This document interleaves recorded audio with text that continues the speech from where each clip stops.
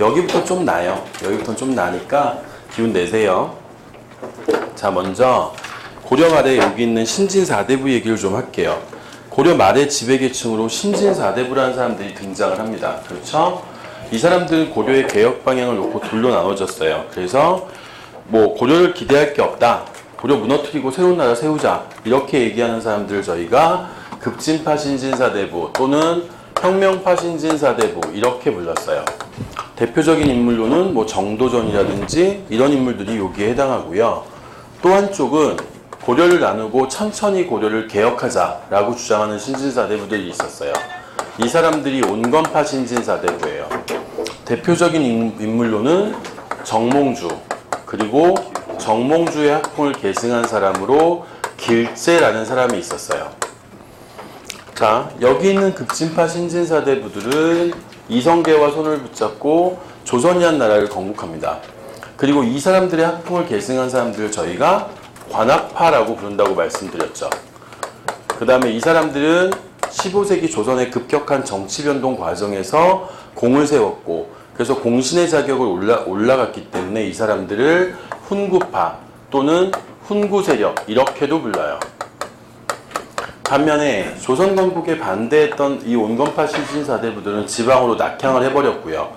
이 사람들의 영향을 받아서 성장한 사람들을 저희가 살인파 이렇게 불러요. 이렇게 불러요. 둘의 차이를 보면 어떤 차이가 있냐면요. 여기 있는 관학파들은 지금 국가를 어떻게 만들려고 하냐면 권력은 중앙으로 모으려고 해요. 그래서 중앙 집권이 인생의 목표예요. 중앙 집권을 하고 국가의 부국강병을 국가의 목표로 삼습니다. 그렇기 때문에 이 사람들은 부국강병을 위해서는 과학기술을 발달시켜야 된다고 생각해요. 그래서 살인파들의 사상적 기반인 성리학 이외의 학문에 대해서도, 그러니까 뭐 기술학이나 이런 거에 대해서도 여기 있는 살인파에 비해서 개방적 태도를 취해요. 어느 정도 받아들일 수 있다는 거예요. 이 사람들은 역사 계승의식으로 봤을 때 우리나라는 단군으로부터 시작했다고 봐요. 단군 나오면 무조건 제가 뭐라고 그랬어요?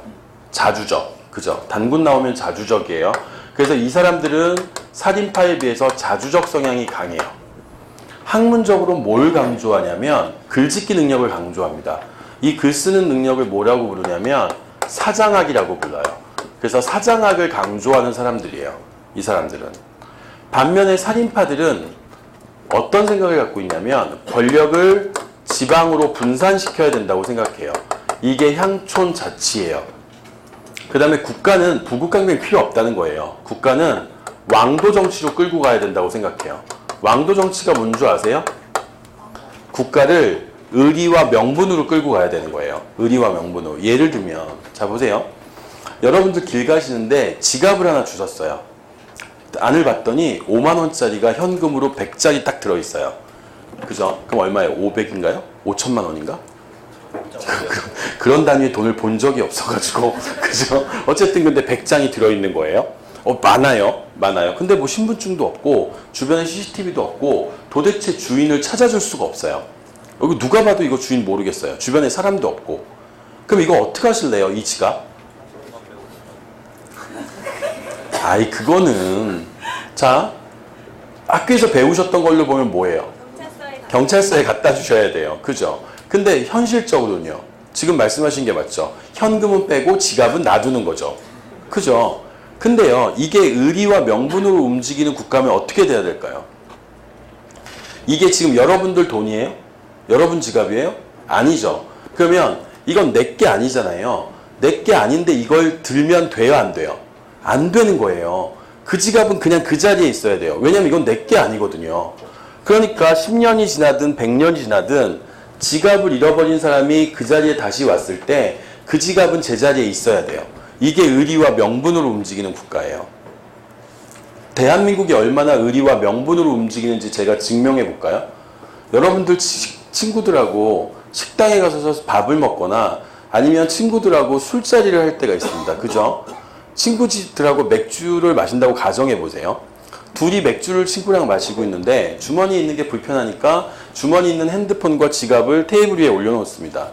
근데 담배를 피워요. 그 둘이 야 담배 피자. 그럼 나가요. 나가실 때 테이블에 있는 지갑과 핸드폰을 주머니에 담으세요? 그냥 놔두고 가세요? 가방 같은 거. 그냥 놔두고 가시죠. 그 둘 다 지금 자리를 비웠잖아요. 그럼 이거 누가 훔쳐가면 어떡할 거예요? 근데 여러분들은 이걸 훔쳐가지 않는다고 생각하죠. 왜 서양 애들 이런 데 보면 서양 애들은 막 사람이 통화하고 들고 가는 핸드폰도 뺏어서 뛰어가고 막 그러잖아요. 근데 우리는 내버려둬도 사람들이 안 가져갈 거라고 믿는 거예요. 주인 아저씨 생각해보세요. 주인 아저씨. 야, 지금은 이제 우리가 여름이니까 위에 외투나 이런 것도 없잖아요. 이렇게 앉아있다가 담배 피려고 나갑니다. 술 마시다가. 근데 주인 아저씨가 잡지 않아요. 얘네 둘이 나갔다 도망가면 어떡할 거예요? 근데 주인 아저씨 그냥 보고 있어요. 도망가지 않을 거라고 믿는 거죠. 우리나라가 얼마나 의리와 명분으로 움직이는 국가인지 아시겠어요? 그죠? 우리는 지갑을 테이블 위에 놓고 나갈 때 누가 내 지갑을 훔쳐갈 거라는 생각 안 해요. 그러니까 놓고 가죠. 훔쳐간다고 생각하면 들고 나가야겠죠. 그죠? 그렇게 의리와 명분으로 움직이는 국가가 돼야 돼요. 그러면 이 의리와 명분으로 왕이 국가를 통치해요. 그럼 이걸 보고 신하들이 감동을 먹어요. 와, 씨, 우리 왕 열려 쩐다, 씨. 너무 멋있다. 막 이렇게 되는 거예요. 그럼 신하들이 감동을 먹으면 신하들에 있던 가족들, 그 집의 노비들도 자기 주인을 보면서 감동을 먹어요. 우와, 우리 주인 열나 멋있어. 의리와 명분이야. 그럼 결국 이렇게 되면 국가 전체가 의리와 명분으로 움직이는 군자의 나라가 되는 거예요. 그럼 옆에 있는 이웃 나라가 전쟁하러 오다가 이 군자의 나라를 보고 깜짝 놀래요. 이렇게 멋진 나라를 공격할 수는 없어. 우리는 이 나라를 본받아야지. 그럼 이웃 나라들이 이 나라를 본받기 위해서 애를 써요. 그럼 전쟁은 없어요.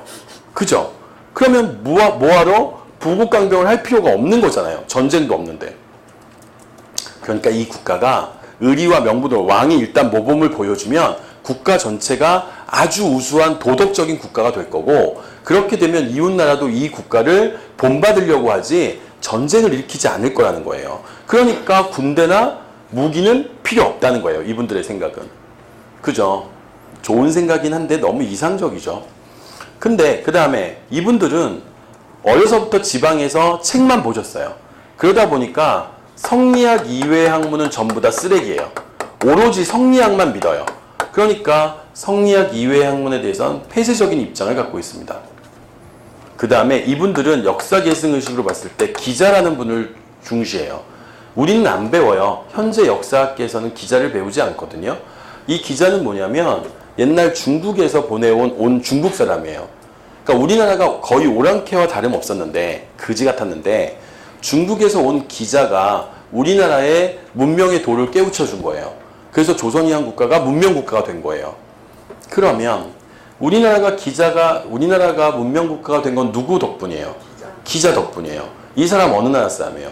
중국. 그러니까 우리는 어디가 최고예요? 중국. 그래서 4대적 성향이 강해집니다.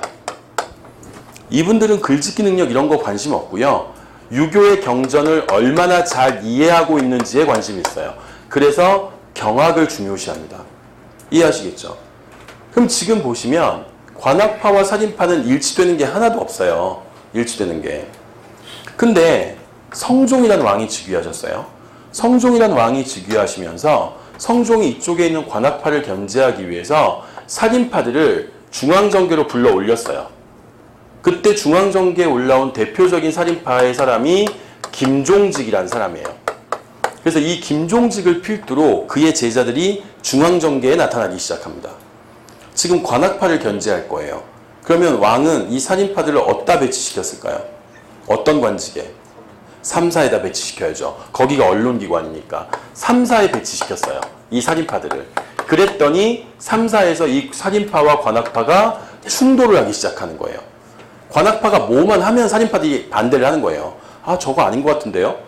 관학파가 뭐 하자고 얘기해요. 그럼 살인파가 얘기하는 거죠. 그거 왜 해야 되는데요?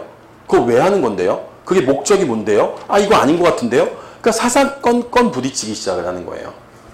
관학파들이 열이 받죠. 너 언제 한번 걸려? 그래서 날 잡아가지고 이쪽에 있는 관학파들이 살인파를 두들겨 패기 시작합니다. 이걸 저희가 사화라고 불러요. 선비들이 화를 입었다는 뜻이에요. 선비들이 화를 입었다는 거예요. 이제 살인파들이 막 죽어나가고 약사발 먹고 귀양 가고 막 이럴 겁니다. 이해하시겠죠? 이게 사화예요. 옛날에 한참 이 사화가 벌어지고 있을 때요. 한 고을에 아주 똑똑한 천재 아이 신동이 태어납니다. 얘는 막 미래를 예측할 수 있고 굉장히 똑똑한 아이였어요. 근데 이 아이가 하루는 아버지한테 얘기합니다. 아버지, 우리 이사 가야 돼요. 그러니까 아버지가 물어봐요. 그러니까 뭐 꼬맹이지만 그래도 뭐 아이가 신동이라고 불리는 아니까 무시할 수는 없어서 야, 어디로 이사를 가야 돼? 그랬더니 아, 우리가 살려면, 사화를 피해서 살려면 우리는 마을 입구에 있는 공동묘지로 이사를 가야 된다는 거예요. 근데 아무리 신동이지만 공동묘지에다 집 짓고 살 수는 없는 거잖아요. 그 묘를 사가지고 거기다 집을 지을 수 없으니까 아버지가 아이한테 버럭 화를 냅니다. 뭐? 갑자기 묘를 사자고? 그래서 사화가 시작됐어요. 뭐? 갑자기 묘를 사? 요게 사화예요.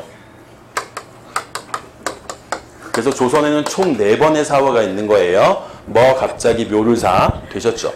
유치한 거 알아요. 저도 이게 괜찮겠어요? 죽을 것 같아요. 그래도 외워는 졌잖아요. 그럼 됐지 뭐. 그죠? 그래서 요게 사화의 순서입니다. 순서 잘 보세요. 요 2번이 누구 거냐면 연산군 때 일이에요. 연산군 때 일이고 요게 중종 때 일이고요. 요게 명종 때 벌어지는 사화예요. 뭐 갑자기 묘를 사? 되셨죠? 되셨죠? 자, 안 잊어버리시겠죠? 이거 죽을 때까지 안 잊어버려요.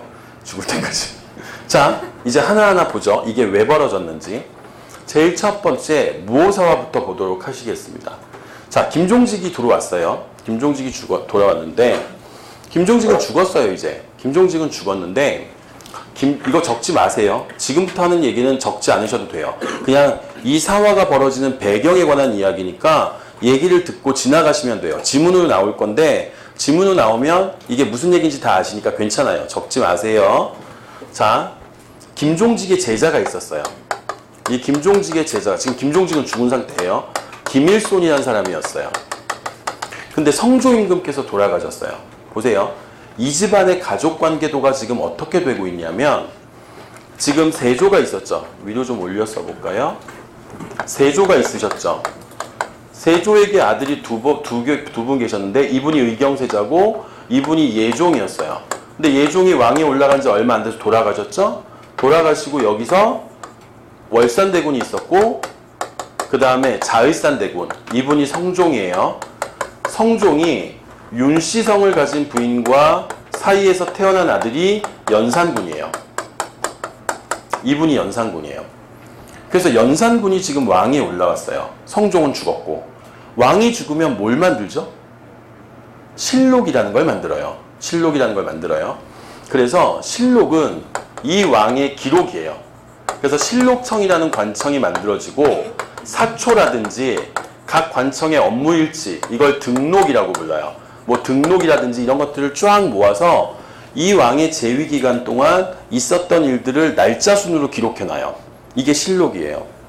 사초가 뭐냐면 왜 사극 같은 거 보시면 왕하고 신하들하고 대화하는 장면에 옆에 왕하고 신하들 옆에서 쭈그리고 앉아가지고 대사는 없는데 뭔가 계속 쓰는 사람 있죠. 이 사람들이 사관이에요.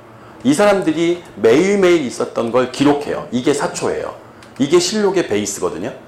근데 문제는 왕은 자신의 사초를 볼 수 없어요. 그러니까 내 앞에 지금 제가 여기서 뭔가를 쓰고 있어요. 뭔가 쓰고 있는데 신하가 뭔가를 얘기해요. 그래서 내가 대답을 해줬어요. 야, 이거 이렇게 해. 그랬더니 옆에서 적고 있던 사관이 픽 웃어요. 쳐다보면서. 막 이러면서 써요. 그럼 저 새끼가 뭐라고 썼는지 되게 궁금할 거잖아요. 근데 이걸 볼 수가 없단 말이에요. 왕은. 그러니까 여기 있는 사관들은 자기 생각을 붙여서 쓰기 시작해요.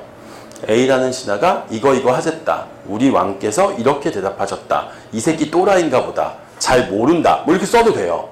그러니까 왕은 미치겠죠. 얘가 뭐라고 쓰는지 궁금하니까. 예를 들면 태종 같은 분들은 이 사관을 정말 싫어하세요. 왜냐면 얘 때문에 되게 스트레스를 받는 거예요. 뭐만 하면 적으니까.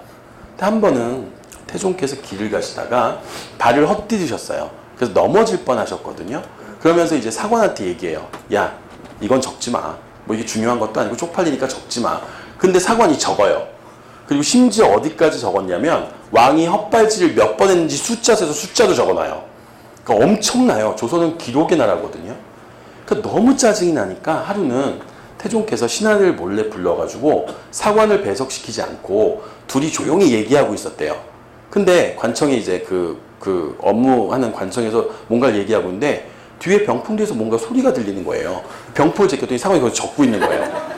그러니까 미치는 거죠, 사관들이. 근데 당시 이제 성종께서 돌아가셨으니까 성종의 실록을 만들어야 돼요.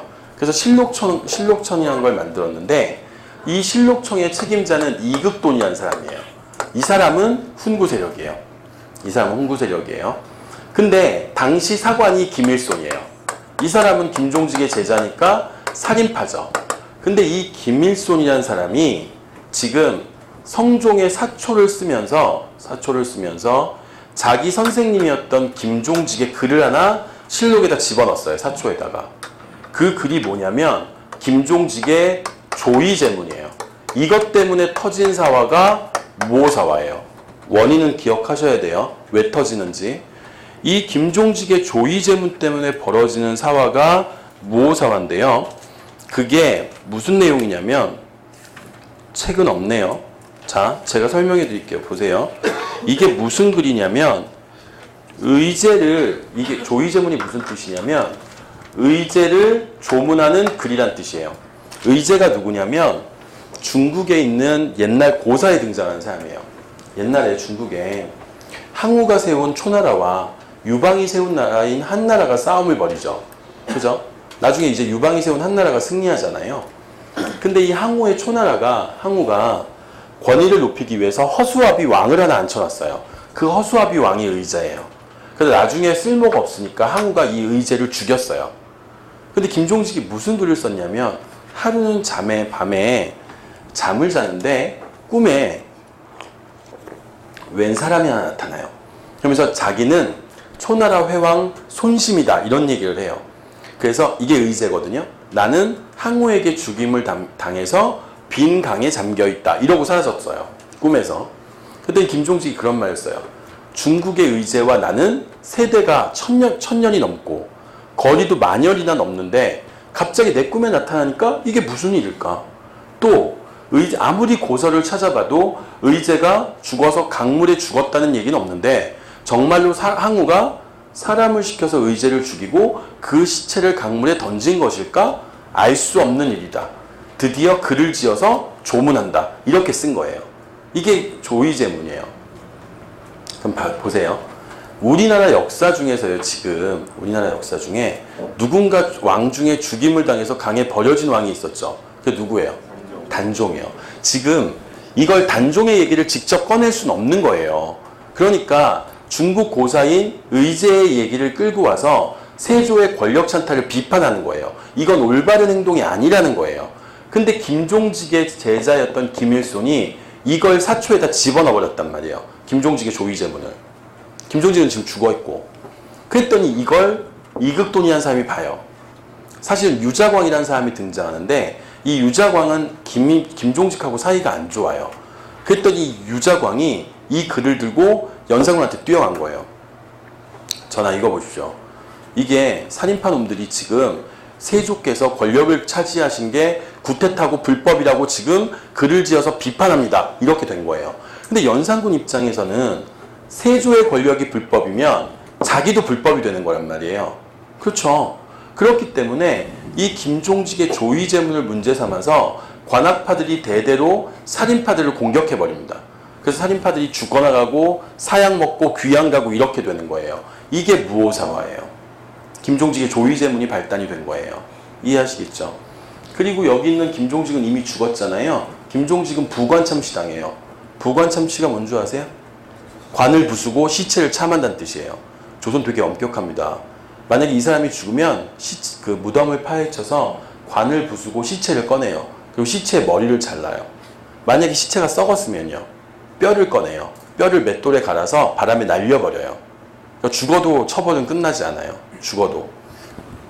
자, 이게 김종직의 조의제문 첫 번째 사화였던 무오사화였고요. 두 번째 사화예요. 자, 성종에게는 그러니까 연산군의 생모죠. 윤씨 부인이라는 분이 계셨어요. 근데 이 사이에서 이제 연산군이 태어났고요. 왕들은요, 왕들의 임무 중에 하나가 뭐냐면 자식을 많이 낳는 거예요. 옛날에는 왕자들이 일찍 죽을 수도 있죠. 영아 사망률이 높으니까 일찍 죽을 수 있으니까 왕자가 많아야 국가가 안정된다고 믿었어요. 그래서 왕의 임무 중에 하나는 자식을 많이 낳는 거예요.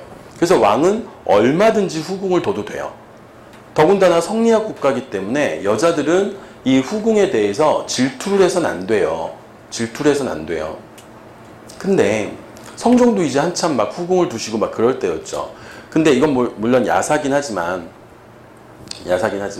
이 성종의 어머니가 인수대비란 여잔데 이분하고 여기 있는 며느리 사이가 별로 좋지 않았어요.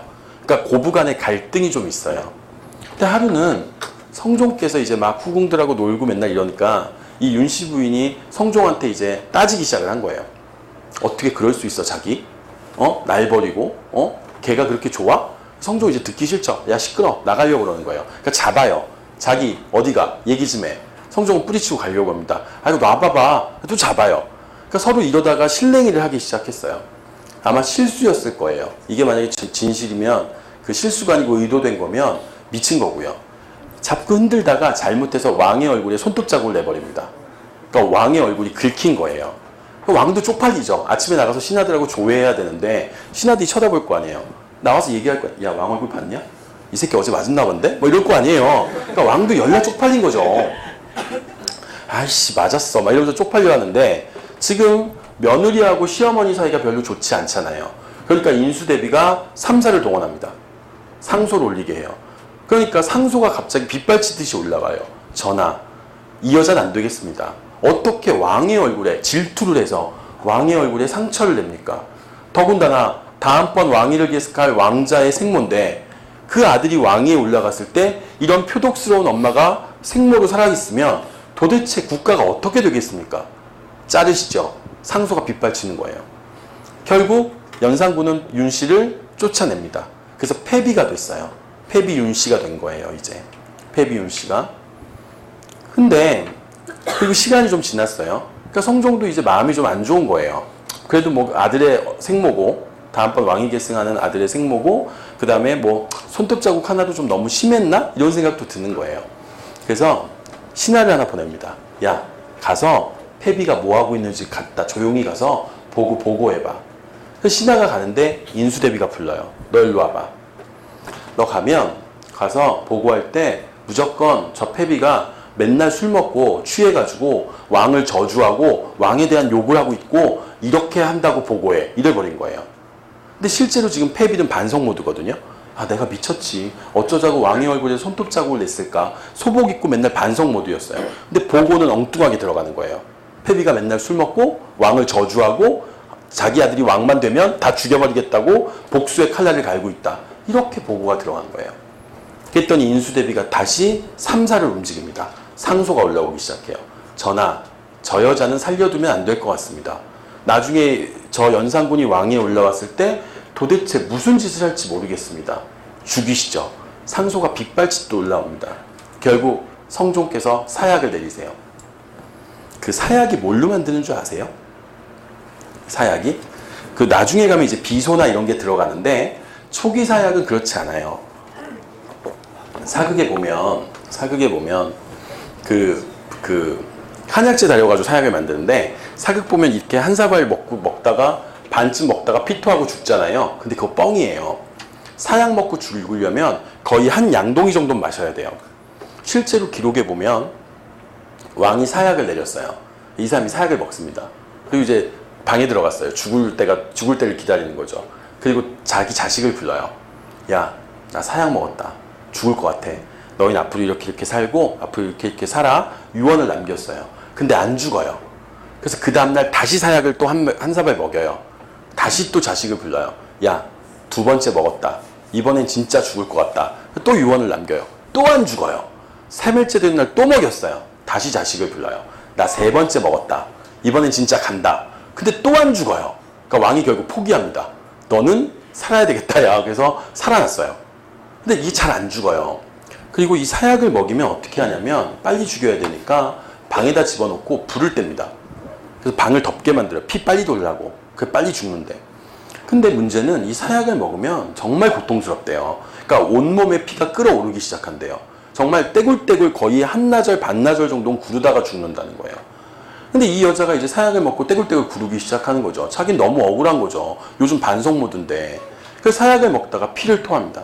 소복을 입고 있었으니까 피계 온통 소복에 피가 묻는 거예요. 그러면서 죽으면서 친정엄마한테 유언을 남기는 거예요. 엄마 나 너무 억울해. 내 아들이 왕위에 올라가면 제발 이 한을 좀 풀어줘. 그리고 죽었어요. 그리고 이제 성종은 돌아가셨고 연산군이 왕위에 올라왔죠. 연산군이 왕위에 올라왔는데 연산군은 자기 엄마가 어떻게 죽었는지 몰라요. 왜냐하면 성종이 돌아가시기 전에 유언을 남겼어요. 누구도 절대 연산군 앞에서 엄마의 얘기를 꺼내지 마라. 그래서 그러니까 연산군이 좀 똑똑했으면 자기 엄마가 어떻게 돌아가셨는지 몰라도 자기가 지금 엄마가 그 비참하게 돌아가셨다는 분위기를 눈치를 챘을 거고 아니면 몰랐을 수도 있어요. 근데 하루는 여기에 임사홍이라는 신하가 등장합니다. 이 임사홍이라는 신하가 연산군을 만나요. 이 임사홍이라는 신하가 와서 연산군에게 얘기를 합니다. 전하의 외할머니가 살아계신 걸 아십니까? 그러니까 연산군이 얘기하죠. 뭔 소리냐? 우리 외할머니 돌아가셨는데 사실은 지금 계신 중전마마는 전하의 어머니가 아니십니다. 사실 어머니가 따로 있습니다. 연산군이 가마를 보내요. 밤에 가마가 궁궐로 들어옵니다. 사실 이 외할머니, 연산군의 외할머니는 자기 딸이 중전까지 됐으니까 한때는 되게 잘 나갔을 거예요. 그런데 지금 자기 딸이 역적으로 몰려서 죽은 거잖아요.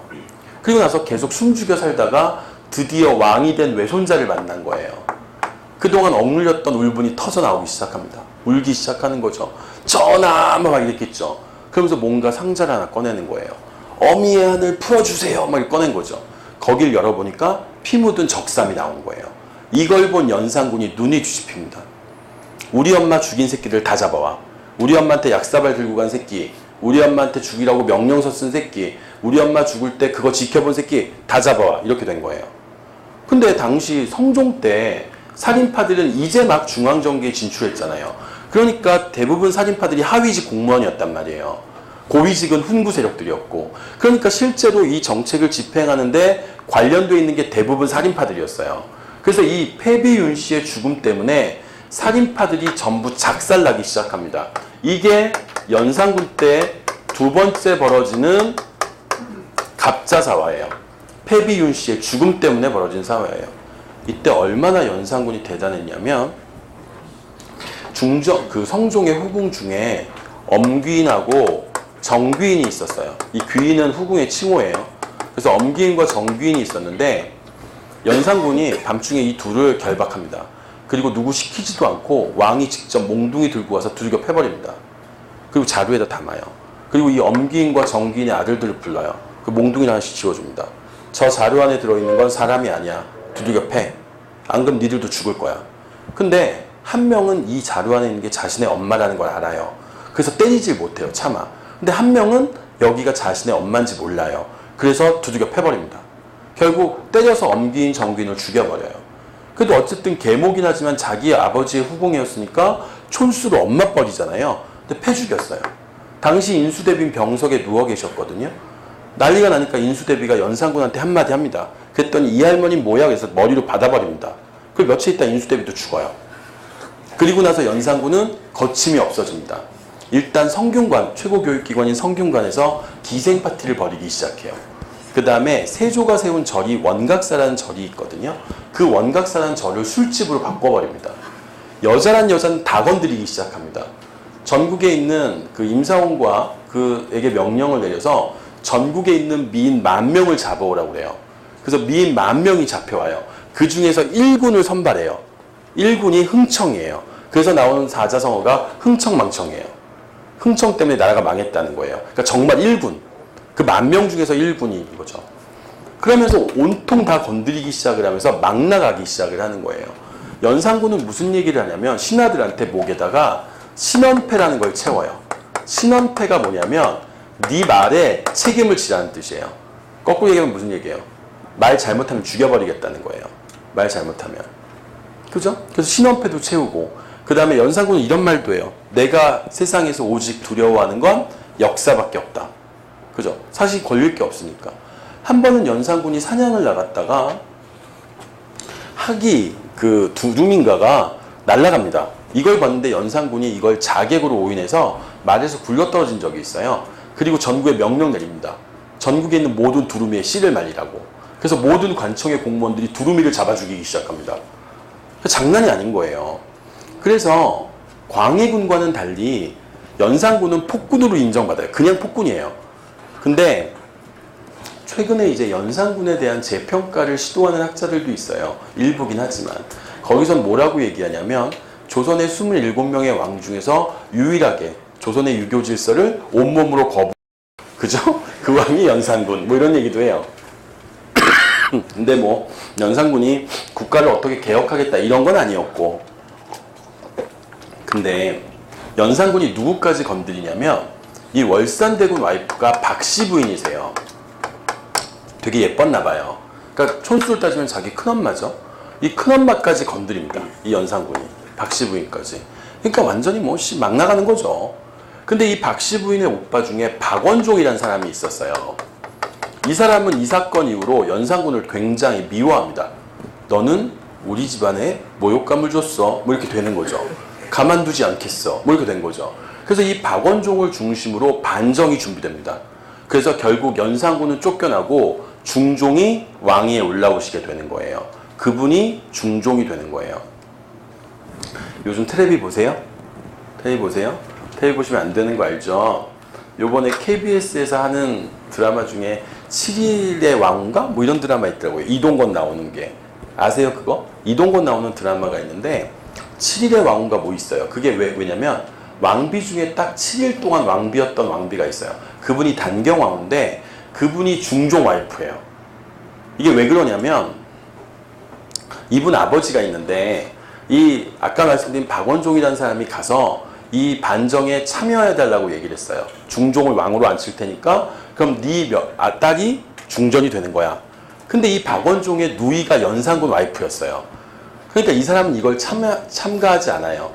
그래서 결국 중종 반정이 성공하고 나서 이 사람은 반정에 참여하지 않았기 때문에 이 사람 딸이 중전에서 잘리게 돼요. 딱 7일 동안 왕후가 있어서 이분이 단경왕후예요. 뭐 어쨌든 그건 뭐 중요한 건 아니고. 그래서 연산군은 쫓겨났고 이제 누가 등장하냐면 지금 보시는 중종이 등장합니다. 중종 때 되게 중요한 인물이 하나 등장합니다. 그 인물이 조광조예요. 되게 중요한 분이에요. 이분 시험에 되게 잘 나와요. 살인파의 영수고요. 이분은 어떤 정책들을 시행하냐면 이분은 처음에는 중종과 사이가 굉장히 좋았어요. 그러니까 기록에 따르면 중종이 한 이불을 덮고 잘 정도로 여기 있는 조광조를 신뢰했답니다. 실록의 기록에 따르면 굉장히 잘생겼대요. 그래서 이분이 길을 가면 담 옆으로 여자들이 목을 빼놓고 조광조를 쳐다보고 있었대요. 그냥 지나가는 얼굴이라도 한번 보려고. 지금도 이분의 초상화가 남아있는데 그 초상화를 보면 조선시대 미적 기준과 현대는 좀 다르다는 걸 느끼게 돼요. 자, 어쨌든 간에 어쨌든 그분이에요. 그러니까 당대 최고의 학자고 살인파의 영수고 살인파의 리더고 그 다음에 아주 잘생긴 훈남이에요. 이분이 관직에 등장을 하셨는데 이분은 급진적인 개혁 정책을 추진하기 시작합니다. 그래서 뭘 하냐면 먼저 혈량과라는 걸 실시해요. 혈량과는 뭐냐면 일종의 관리 추천 제도예요. 조광조 잘 보셔야 돼요. 조광조는 중요해요. 조광조는 적으셔야 돼요. 그래서 기존의 벼슬에 나간 관리가 기존에 지방에 있는 공무원들을 추천하는 거예요. 그럼 얘들 간단하게 면접 시험 봐서 벼슬 주는 거예요. 이걸 혈량과라고 불러요. 그럼 당연히 누가 조정을 많이 들어오겠어요? 살인파들이 들어오겠죠. 살인파들이 이제 추천을 할 테니까. 그래서 혈량과를 시행하고요. 그 다음에 소격서를 폐지해요. 이 소격서가 뭐냐면 초제를 하는 관청이에요. 초제가 뭐냐면 하늘의 해와 달에 왕실의 번영과 국가의 안정을 기원하는 제사가 초제예요. 근데 이 초제는 도교의 행사예요. 요걸 잘 이해하셔야 되는 게 조선은 성리학 국가지만요. 왕실의 번영을 위해선 다 허용돼요. 불교도 괜찮고 도교도 괜찮고 굿도 괜찮아요. 심한 경우에. 근데 지금 이건 왕실의 번영과 안정을 기원하는 제사거든요. 근데 이걸 하는 관청이 소격서인데 조광조가 이걸 없애자는 거예요. 도대체 성리학 국가인 조선에서 주자의 나라인 이 조선에서 이 무슨 이단 같은 행위냐. 이런 거 말이 안 된다. 없애라. 그래서 없애버려요. 그랬더니 종친들이 반발합니다. 너무한 거 아니냐. 이게 무슨 국가 행사도 아니고 그러니까 국가의 전체적인 이념도 아니고 도교가 그냥 왕실의 번영을 위한 제사인데 조광조 네가 뭔데 왕실 일까지 건드리냐. 이 새끼 좀 너무한데? 이런 생각을 하기 시작을 해요. 그 다음에 조광조가 또 뭘 얘기하냐면 경연을 강화하자고 얘기해요. 왕한테 자꾸 공부하자는 거예요. 왕 얼굴 볼 때마다 공부하자고 얘기합니다. 그러니까 처음엔 중종도 좋아하시다가 시간이 지날수록 이 조광조를 싫어하기 시작하십니다. 그죠? 왕도 공부하는 거 싫거든요. 근데 신하라는 게 맨날 얼굴 볼 때마다 전하 공부하십시오. 전하 공부해요. 이러니까 짜증나는 거예요. 아, 이 새끼 너무하는데? 뭐 이런 생각하는 거죠. 그 다음에 조광조의 결정적인 실수 뭐냐면 위훈 삭제를 주장합니다. 이게 뭐냐면 지금 중종이 왕위에 올라왔으니까 자신에게 왕위도 앉혀준 신하들에게 중종이 공신의 자격을 준단 말이에요. 근데 조광조는 이 공신 중에 가짜가 많다는 거예요. 그러니까 이 공신 자격을 받은 사람들을 재조사해서 이 가짜 공신들을 삭제하자는 거예요. 실제로 공신들이 많이 삭제가 다 돼요. 그러니까 이제 공신들도 짜증이 나는 거예요. 아, 이 새끼 너무하는데? 이렇게 되는 거죠.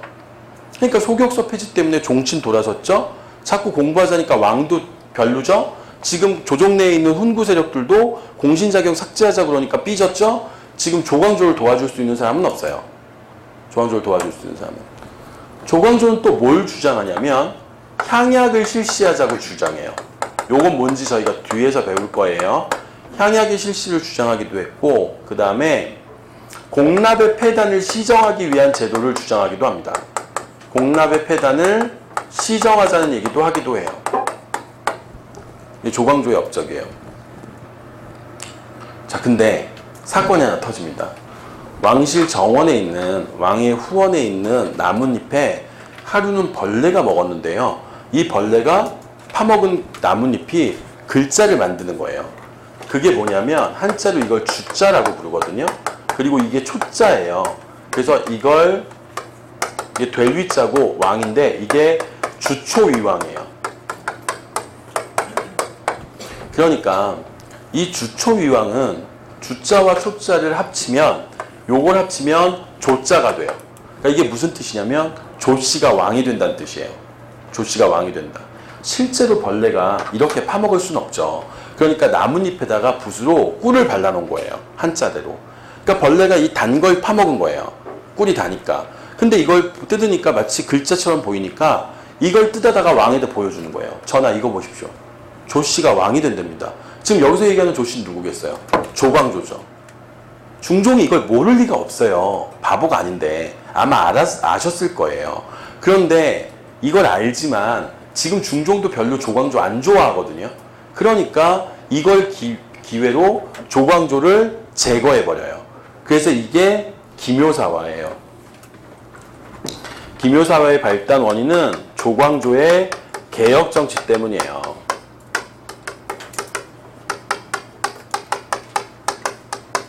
되셨죠?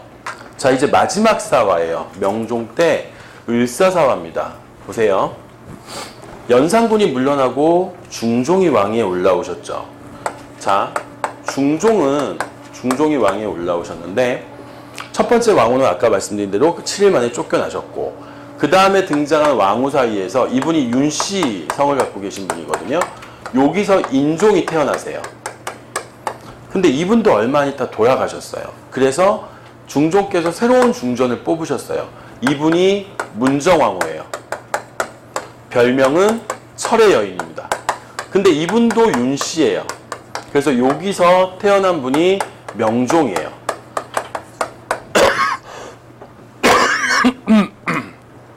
이 인종은요 일찍 돌아가셨어요. 왜 인종인 줄 아세요? 겁나 착해요. 완전 효자예요. 이분이 얼마나 효자냐면 세자 시절에 이 문정왕후하고 인종하고 사이가 별로 안 좋았대요. 왜냐면 문정왕후는 자기 아들을 왕위에 앉히고 싶겠죠. 그러려면 인종이라는 걸림돌이 제거돼야 되는데 별로 사이가 안 좋으셨대요. 근데 하루는 이 인종이 머무는 세자궁에 불이 납니다. 그래가지고 이제 대피를 하라고 사람들이 이제 불났으니까 인종한테 빨리 대피를 하라고 그러는데 인종이 방에서 움직이질 않더래요. 세자가. 그러니까 이제 물어봤어요. 아니 왜 빨리 안 피하시냐고. 그랬더니 인종이 뭐라고 대답하시냐면 이거 아무래도 어머니가 내가 죽기를 바라시는 것 같다. 그러니까 문정왕후죠. 죽기를 바라시는데 내가 그러면 어머니의 뜻을 따라서 죽는 게 효의 도리가 아니겠냐. 그리고 안 움직이세요. 근데 그때 중종이 오십니다. 중종이 오셔서 밖에서 인종의 이름을 불러요. 빨리 나와라. 그랬더니 나오세요. 아버지의 효를 지켜야 돼. 그래서 나오신 거예요. 그래서 나오는데 하여튼 되게 효자예요. 효자긴 한데 일찍 돌아가셨어요. 일찍이 돌아가시고 명종이 왕위에 올라가셨는데 명종은 너무 어린 나이에 왕위에 올라가셔서 엄마인 문정왕후가 그 섭정을 하게 됩니다. 근데 인종과 여기 있는 명종의 외척들이 있어요. 인종의 외삼촌 이름이 윤임이라는 사람이고요. 명종의 외삼촌 이름이 윤원영이라는 사람이었어요. 그래서 당시는 둘 다 똑같은 윤씨니까 당시 사람들은 이쪽을 대윤, 이쪽을 소윤 이렇게 불렀어요. 근데 이 윤원영보다는 그래도 윤임이라는 사람이 좀 괜찮았나 봐요. 그래서 살인파들은 이 윤임 밑에 줄을 서 있었어요. 살인들은. 그래서 윤임과 정치적 입장을 같이 하고 있었는데 명종이 즉위하시고 나서 이쪽에 있는 문정왕후와 윤원영이 이쪽에 있는 인종의 계열인 윤임을 영모죄로 몰아서 죽여버려요. 그러면서 이쪽에 있는 살인파들도 같이 제거된 거예요. 이게 네 번째 명종 때 벌어지는 을사사화고 이 을사사화는 대윤과 소윤이라고 불리는 외척 간의 대립으로 벌어진 사회예요. 이해하시겠어요? 그럼 여기서 중요한 거 시험에 나오면요 90%는 이거예요. 순서를 물어보지 않는다면 단독 문제로 꺼내면 뭐가 나오냐면 이 무오사화하고요 기묘사화가 시험에 제일 잘 나와요. 이게 제일 잘 나와요. 아시겠죠? 근데 사화는 다 중요해요. 다 중요한데 시험에 한 80%는 얘네가 나와요. 아시겠죠? 아시겠죠? 그게 원인과 그거에 대한 이야기고요. 거기가 지금 200페이지까지 나와 있는 얘기예요. 저희가 지금 사화의 이야기를 좀 깊게 해드렸죠. 되셨죠? 되셨죠? 그 다음에 살인의 성장이라는 게 나와요. 지금 살인들이 열려 두들겨 맞고 있죠. 근데 선조 이후로는 명종 다음 왕이 선조잖아요. 명종 다음 왕이 선조인데 선조 이후로는 관학파가 사라집니다. 오히려 살인들이 살아남아서 선조 이후부터는 살인들이 조선을 통치하기 시작할 거예요. 그럼 도대체 이게 가능한 이유가 있을 거 아니에요? 그 가능한 이유가 두 가지예요.